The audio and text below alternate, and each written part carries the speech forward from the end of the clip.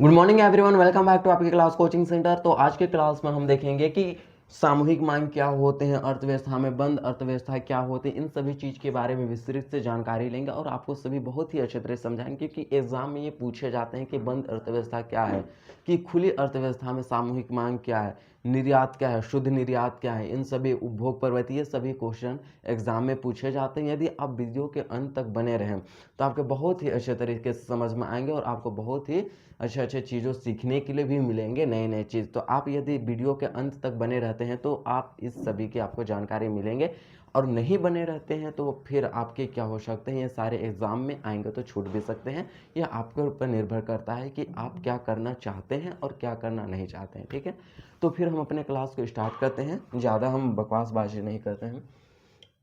तो चलिए हम खुली अर्थव्यवस्था में सामूहिक मांग, एक बार आप इसे नोट से ही लिख लीजिए। ठीक है, हम देखेंगे इस क्लास में खुली अर्थव्यवस्था में सामूहिक मांग, क्योंकि पिछले क्लास में एक क्लास करवा चुके हैं आपके। खुली अर्थव्यवस्था में सामूहिक मांग क्या होता है, बंद अर्थव्यवस्था क्या होता है, बंद अर्थव्यवस्था में सामूहिक मांग क्या होते हैं ये देखेंगे, निवेश क्या होता है, सरकारी उपभोग व्यय क्या होते हैं, उपभोग व्यय क्या होते हैं, शुद्ध निर्यात क्या होता है, उपभोग प्रवृत्ति क्या होते हैं, सीमांत उपभोग प्रवृत्ति क्या होते हैं, ये सारे उनके सूत्र हम देखेंगे। सीमांत उपभोग प्रवृत्ति की आपके सूत्र हैं, ये सारे भी आपको देखना होगा, ये आपको देखने होंगे। ठीक है, बहुत ही अच्छे तरीके से ये आपको सूत्र हो गए, ये आपको फिर से एक बार लिख लीजिए, ये हो गए।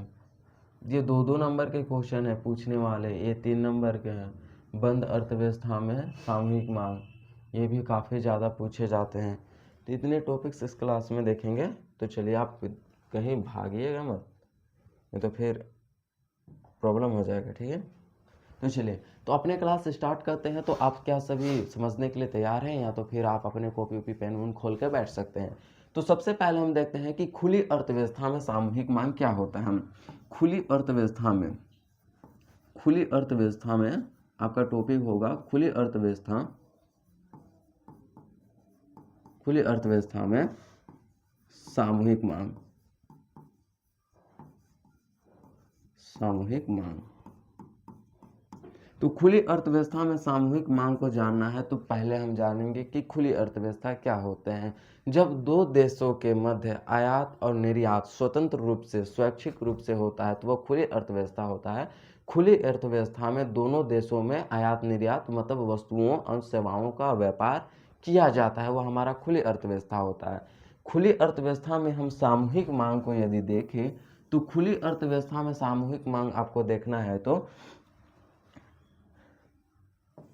ए डी इक्वल टू, सामूहिक मांग का होता है एग्रीगेट डिमांड। ठीक है, तो A D equal to C plus I plus X minus M.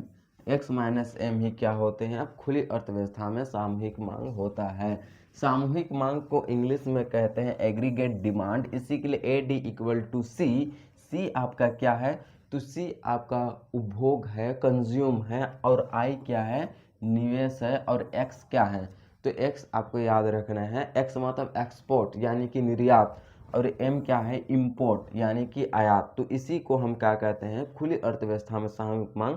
A D equal to C plus I plus bracket, bracket अंदर एक्स माइनस एम, क्या होता है ये, खुली अर्थव्यवस्था में इसी को सामूहिक मांग कहते हैं। क्या समझ में आ गया, खुली अर्थव्यवस्था में सामूहिक मांग, किसी को कोई दिक्कत है नहीं है। अब हम देखते हैं कि बंद अर्थव्यवस्था क्या होते हैं। बंद अर्थव्यवस्था, ठीक है, आपका टॉपिक, आपका बंद अर्थव्यवस्था क्या होता है ये सभी को आपको जानना है।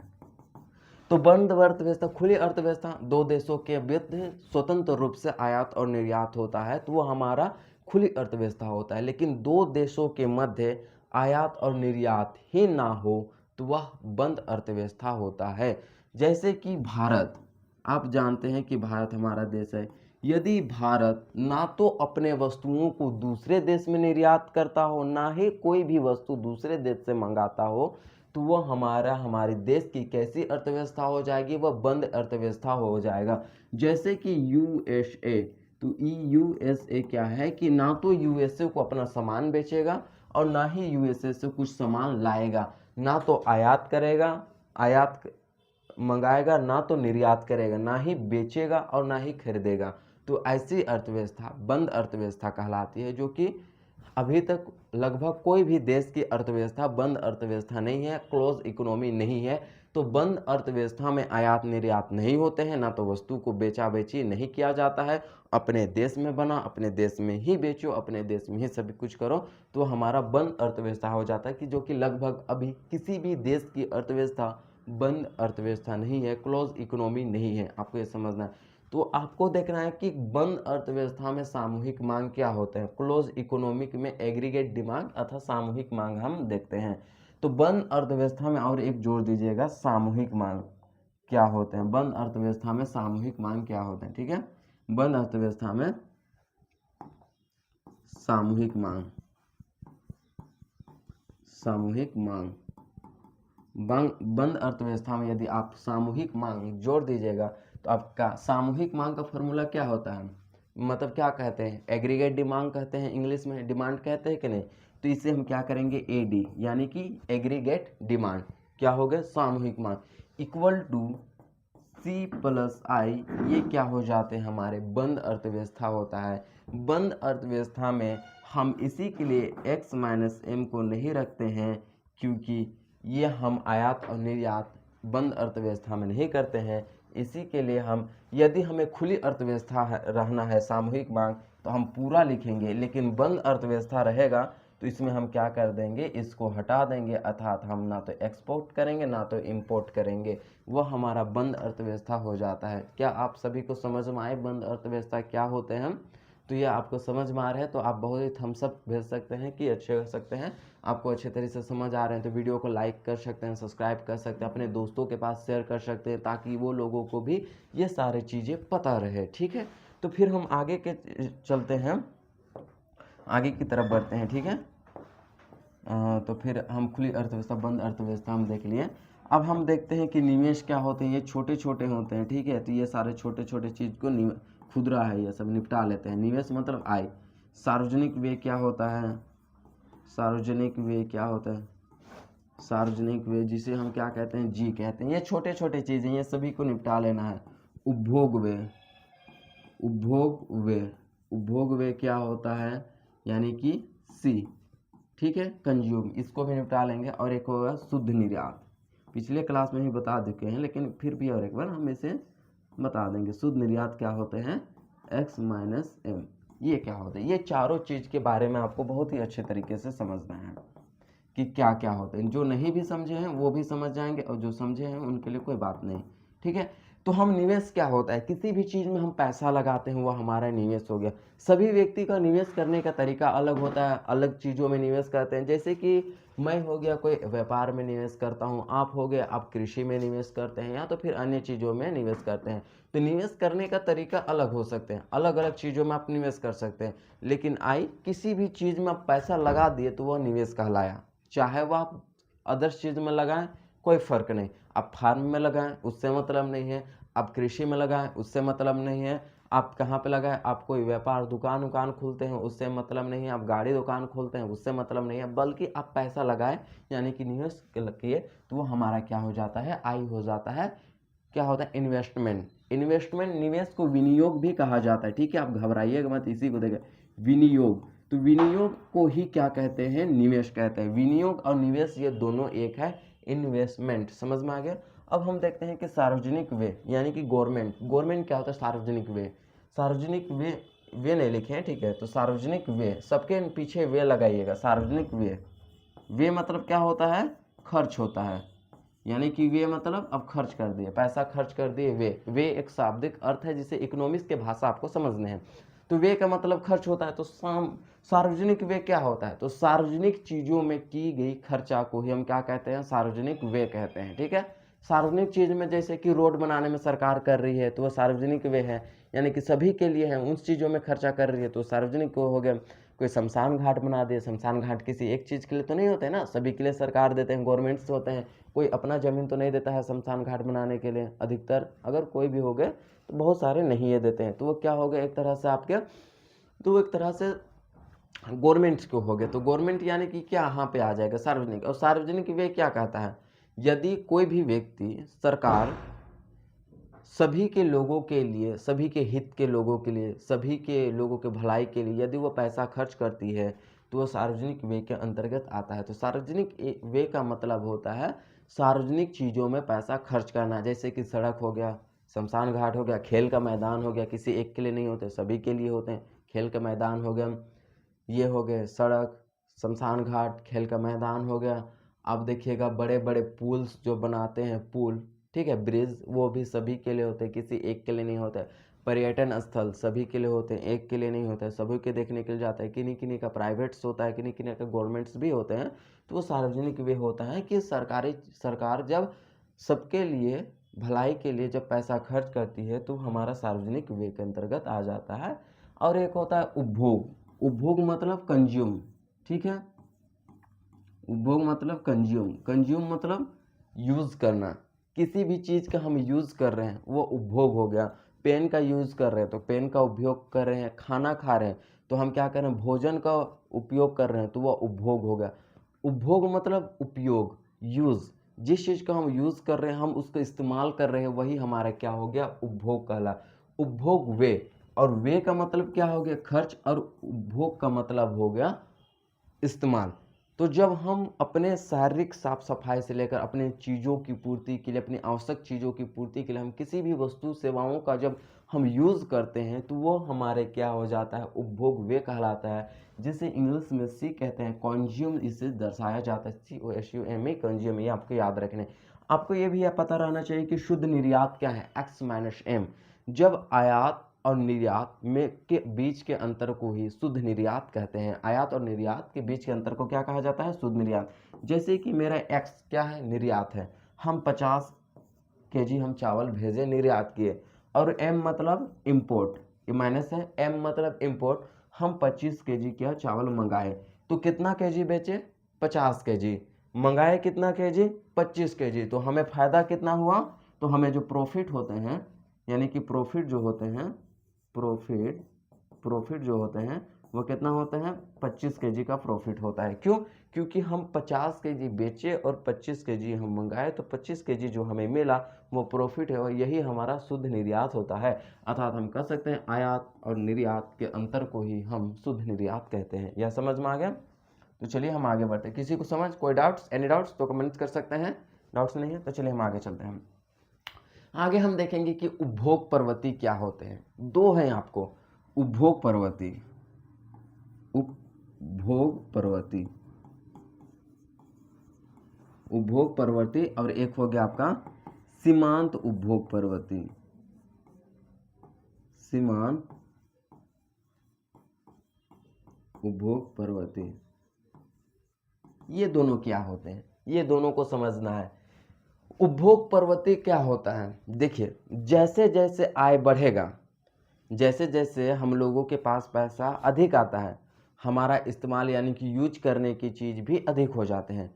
जैसे कि मेरे पास 20,000 है, आपके पास 20,000 है, तो हम उतने ही तक के सामान खरीदेंगे। लेकिन मान के चलिए कि आपका आय यानी कि इनकम बढ़ के 40,000 हो गया, तो आपका क्या बढ़ जाएंगे कि आपका खर्चा भी बढ़ जाएंगे, आपके उपयोग करने, उपभोग भी बढ़ जाएगा। यानी कि हम कह सकते हैं कि इनकम बढ़ेगा, इनकम बढ़ेगा तो आपका उपभोग सी भी बढ़ेगा। सी भी बढ़ेगा कि नहीं, यानी कि कंज्यूम, उपभोग। जैसे जैसे पैसा बढ़ा वैसे वैसे कंज्यूम भी बढ़ा, जैसे जैसे पैसा घटा वैसे वैसे उपभोग भी घटा। घटा कि नहीं घटा?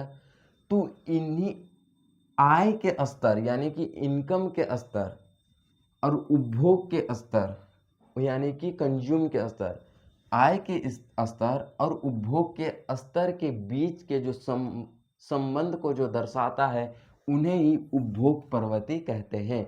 इन दोनों के बीच के जो संबंध को जो दर्शाएगा वह क्या होता है, उपभोग प्रवृत्ति कहते हैं। जो दर्शाएगा, जैसे कि कौन दर्शाया, दर्शाने का काम आप कर रहे हैं, ठीक है, आप इसे दर्शाने के काम कर रहे हैं, आप इसे दर्शाने का काम कर रहे हैं, आप इसे दर्शाने के काम कर रहे हैं, तब क्या हो गए, आप उपभोग प्रवृत्ति हो गए। तो आप उपभोग प्रवृत्ति इस तरह से हो जाएंगे। अर्थात हम कह देंगे कि आय के स्तर और उपभोग के स्तर के बीच के संबंध को जो दर्शाता है दर्शाते हैं उन्हें ही हम क्या कहते हैं, उपभोग प्रवृत्ति कहते हैं। जैसे कि आपको फैमिली रिलेशनशिप में याद रखना है, जैसे कि ये हो गया आपके, ये हो गया पापा और आप हो गए बेटा, ठीक है, बेटा। आप दोनों के बीच के संबंध को, ये हो गया आपका मामा, ठीक है, मामा, हम फैमिली समझते हैं, ठीक है। ये कोई तीसरा आदमी आकर के पूछता है, मैं आकर के पूछता हूँ ये दोनों कौन है, तब क्या कहेगा, मामा कहेगा। ये दोनों बीच के संबंध को दर्शाएगा, ये बेटा ये पापा, ये दोनों जो क्या है, बाप बेटा है। तो अर्थात ये क्या हो गए, क्या हो गए, तो कौन दर्शा रहे इन दोनों के बीच के संबंध को, बता कौन रहा है, मामा बता रहे। तो मामा क्या हो जाएगा, एक उपभोग प्रवृत्ति होगा। अर्थात हम कह सकते हैं कि आय के स्तर और उपभोग के स्तर के बीच के संबंध को जो दर्शाता है उसे ही हम क्या कहते हैं, उपभोग प्रवृत्ति कहते हैं। यानी कि उपभोग प्रवृत्ति का काम होता है। लेकिन हम उपभोग प्रवृत्ति के आगे हम सीमांत उपभोग प्रवृत्ति जोड़ दिए तो क्या होगा, वो क्या होगा, तो उसमें थोड़े से चेंज हो जाएंगे। आय में हुए परिवर्तन, ठीक है, और उपभोग में हुए परिवर्तन के अनुपात के जो अनुपात होगा उसी को सीमांत उपभोग प्रवृत्ति कहते हैं। जैसे कि आय में परिवर्तन 5 होता है, ठीक है, और हम सी में परिवर्तन 6 होता है। तो आय में हुए परिवर्तन और व्यय में हुए परिवर्तन, ये अनुपात को ही हम, तो अनुपात कितना हो जाएगा, 5:6 हो जाएगा, ठीक है। इसी को हम क्या कहते हैं, सीमांत उपभोग प्रवृत्ति कहते हैं। सीमांत उपभोग प्रवृत्ति कहता क्या है, आय बढ़ने से उपभोग बढ़ते हैं, आय घटने से उपभोग घटते हैं। लेकिन बात वो कहता है कि आय बढ़ा तो कितना उसमें बढ़ा, अर्थात परिवर्तन कितना हुआ, वे उपभोग बढ़ा तो कितना बढ़ा, कितना परिवर्तन हुआ, उन दोनों के बीच के अनुपात को ही हम क्या कहते हैं, सीमांत उपभोग प्रवृत्ति कहते हैं। इसका एक फॉर्मूला है जो कि काफ़ी पूछे जाते हैं। तो इसके फॉर्मूला आपको याद रखना है, ठीक है, क्योंकि ये फॉर्मूला बार बार पूछे। MPC marginal propensity consume, marginal propensity consume, marginal मतलब क्या होता है, सीमांत, प्रोपेंसिटी मतलब क्या होता है, उपभोग, और नहीं, कंज्यूम मतलब क्या होता है, उपभोग, और प्रोपेंसिटी का मतलब होता है प्रवृत्ति। तो हम देख लेते हैं कि इसका फॉर्मूला क्या होता है, ठीक है। तो फॉर्मूला होता है MPC equal to delta C by delta Y, ठीक है। डेल्टा जो है ये परिवर्तन को दर्शाता है, डेल्टा परिवर्तन को दर्शाता है। आपको याद रखना है डेल्टा किसको दर्शाता है, तो डेल्टा परिवर्तन को दर्शाता है। यदि सब शॉर्ट में अगर नीचे इस तरह से आपको समझ में नहीं आ रहे हैं तो हम इसे और एक तरह से भी, आपको इस तरह से भी इस फॉर्मूला को आप लिख सकते हैं। कैसे लिख सकते हैं, तो क्या सीमांत उपभोग प्रवृत्ति के फॉर्मूला को MPC equal to delta C upon delta Y, ठीक है। तो डेल्टा क्या को दर्शाएगा, डेल्टा एक परिवर्तन को दर्शाता है, डेल्टा परिवर्तन को दर्शाता है। C हमारे क्या होता है, उपभोग होते हैं, और ये होता है हमारा, ये प्रवृत्ति होता है, ठीक है। तो ये आपके फॉर्मूले हैं जिसे आपको याद रखने हैं, भूलना नहीं है। ये सीमांत उपभोग प्रवृत्ति के formula MPC equal to delta C by delta Y, ये आपके फॉर्मूले हैं, आपको याद रखना है। क्या आप सभी को याद होंगे, भूलेंगे तो नहीं ना। तो क्या ये सारे क्लास आपको बहुत ही अच्छे तरीके से समझ आ गया? अगर समझ में आ गया तो लाइक एंड सब्सक्राइब कीजिए और इन्हें अपने दोस्तों के पास भी शेयर कर दें ताकि उन्हें भी इस क्लास के बहुत ही ज़्यादा लाभ मिले, ठीक है। तो हम नेक्स्ट क्लास में फिर मिलते हैं, धन्यवाद।